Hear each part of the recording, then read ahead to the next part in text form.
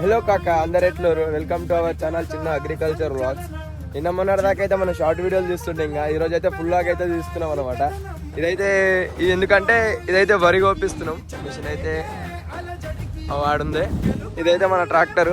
ఇట్లా ఆల్రెడీ ఒక డబ్బా పోసుకున్నాం. నిన్న ఒక 5 ఎకరాలు అయితే నేను కోపించినాము. 5 ఎకరాలు అయితే వీడియో తీసుకోలేను. ఇదైతే 4 ఎకరాలన్నర ఇటు ఉంది. నేనైతే వీడియో తీసుకుంటున్నా.